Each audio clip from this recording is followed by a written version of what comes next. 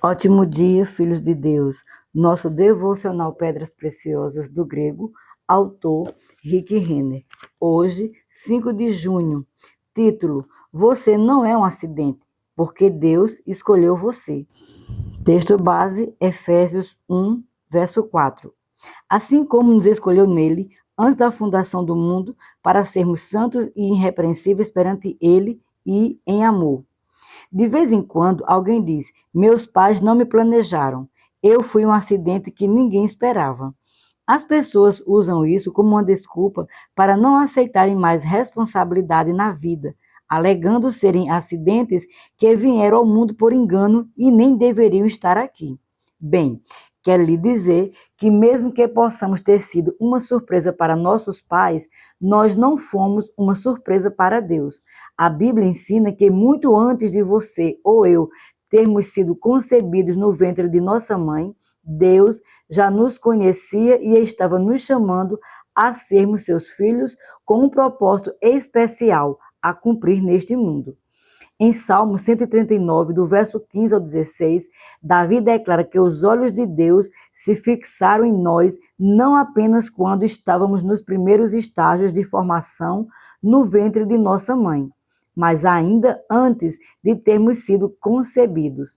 Davi disse acerca de si e de nós: Os meus ossos não te foram encobertos quando no oculto fui formado e entretecido como nas profundezas da terra. Os teus olhos me viram a substância ainda informe, e no teu livro foram escritos todos os meus dias, cada um deles escritos e determinado, quando nenhum deles havia ainda. Segundo Davi, Deus nos conheceu quando não éramos mais do que uma mera substância nos primeiros estágios de formação no útero de nossa mãe. Deus estava tão intimamente ciente de nós que anotou quando nossos braços, mãos, pernas, pés e dedos estavam sendo formados. De fato, esse versículo diz que ele nos conheceu quando nenhum deles havia ainda em existência. Pense nisso. Muito antes de termos sido concebidos, Deus já sabia de nós e, por fé, ele conseguia nos ver sendo concebidos, formados e nascidos neste mundo. Isso significa que não há um único ser humano na Terra que foi uma surpresa para Deus, e isso inclui você. Aqueles de nós que são crentes também não foram salvos por acidentes. Paulo escreve: assim como nos escolheu nele antes da fundação do mundo, em grego a palavra escolheu é eklego, composta pelas palavras ek e lego. A palavra eg significa para fora e lego significa eu digo. Juntas, essas palavras significam literalmente fora, eu digo. Ela, porém, também significa chamar, selecionar, eleger ou escolher pessoalmente. Nos escritos gregos clássicos, essa palavra eklego se referia a uma pessoa ou um grupo de pessoas que haviam sido selecionadas para um propósito específico. Por exemplo, a palavra eklego era usada para seleção de homem para o serviço militar. Ela era também usada para denotar soldados que haviam sido selecionados de todo o contingente militar para cumprir uma missão especial ou uma tarefa especial. Por fim, ela era usada para políticos que eram eleitos pelo povo para ocupar um cargo público ou para executar uma tarefa especial em benefício da comunidade. Em todos os casos em que é usada para retratar a eleição ou seleção de indivíduos, a palavra eklego transmite a ideia do grande privilégio e honra de ser escolhido. Ela também fala fortemente da responsabilidade atribuída aos que são escolhidos para andar, agir e viver de uma maneira que seja honrosa ao seu chamado. Devido ao grande privilégio de ser eleito para um cargo elevado ou selecionado para realizar uma tarefa especial, os que são escolhidos carregam a responsabilidade de caminhar e agir em conformidade com o chamado que lhes foi feito. Eles devem considerar-se escolhidos, honrados, estimados e respeitados, representantes especiais de quem os elegeu. Por isso, ao dizer que Deus nos escolheu nele antes da fundação do mundo, Paulo está dizendo que Deus olhou para o horizonte da história humana e nos viu. E quando Deus nos viu, sua voz ecoou do céu: fora, eu digo. Naquela fração de segundo, nosso destino foi divinamente selado. Nós fomos separados por Deus de um mundo perdido e moribundo, e ele nos chamou para sermos dele. Assim como nos tempos gregos clássicos, a palavra equilego retratava a seleção militar de rapazes para deixarem suas casas e servirem nas forças armadas. Deus olhou para a raça humana e pessoalmente nos selecionou, elegeu e escolheu especialmente para nos afastarmos do mundo e sermos permanentemente alistados como seus filhos e filhas. Agora, como filhos do Rei, nós carregamos a tremenda responsabilidade de caminhar sendo dignos do elevado chamado que recebemos. Veja quando essa seleção ocorreu. Paulo diz que foi antes da fundação do mundo. A palavra fundação é a palavra grega katabole, composta pelas palavras kata e bole.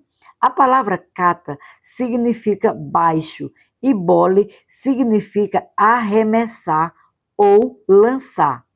Em conjunto, essas duas palavras significam arremessar algo para baixo com força e se refere ao ato da criação.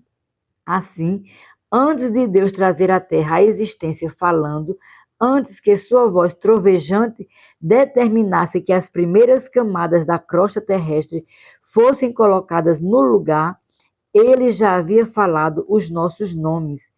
Ele nos escolheu e elegeu antes que as primeiras camadas da terra fossem criadas. À luz desses significados em grego, Efésios 1:4 poderia ser redigido assim: quando nos viu Deus, ele disse: fora, eu digo.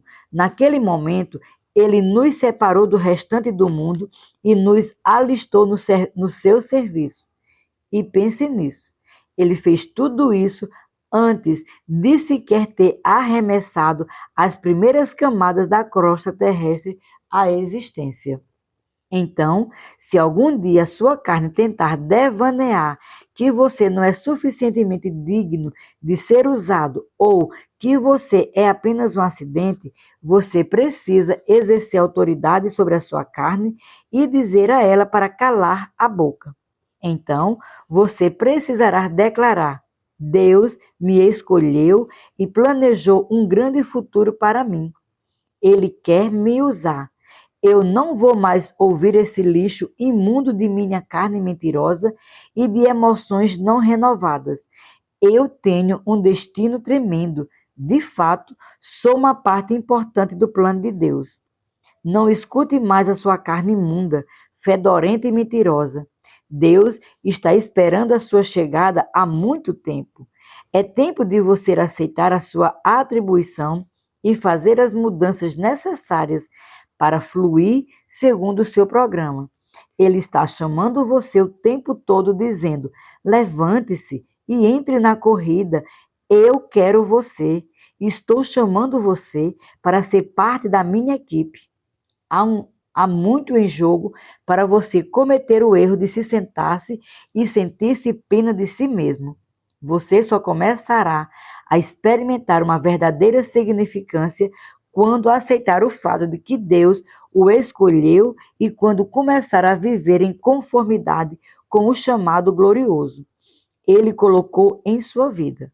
Independentemente de quão grande ou pequena seja a tarefa, ou de quão enorme ou minúscula seja a atribuição, você terá alegria e satisfação quando começar a realizar o que Deus trouxe você a este mundo para fazer.